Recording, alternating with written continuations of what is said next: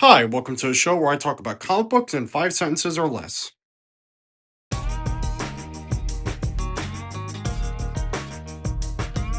It really speaks volumes of a creative team's talent when they're able to make an entire issue of two people talking in a mostly empty room more engaging than most other superhero comics being published today.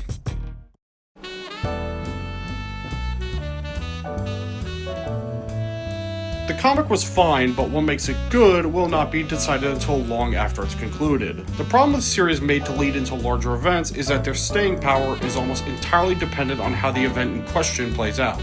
So only time will tell if this ends up being more like Villains United or more like Infinity Countdown.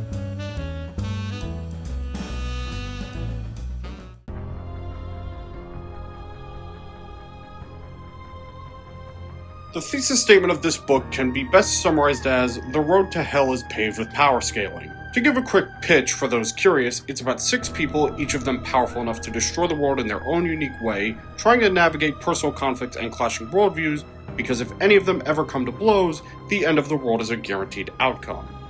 Naturally, this was the moment the entire book was building up to, and I won't say who finally threw the first punch or how we got to this point. I will say that the payoff was earned, and it does leave this series in an interesting spot. This is because, spoiler alert, the creative team has confirmed the book will be continuing, but it will definitely not be continuing in the same form it has been for the first 15 issues. We'll have to wait and see what this book looks like when issue 17 releases, with our only clue being the book looping back around to a conversation between two characters from the very first issue.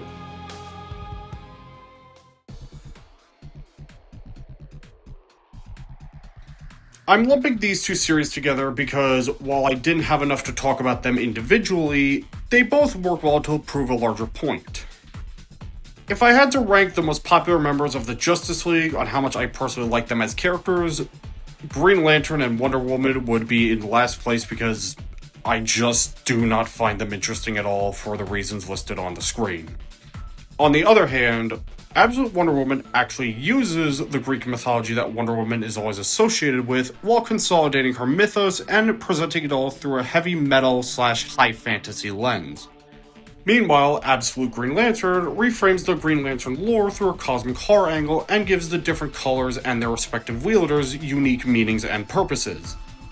It is for these reasons that Absolute Wonder Woman and Absolute Green Lantern are my personal favorite comics in the Absolute DC line.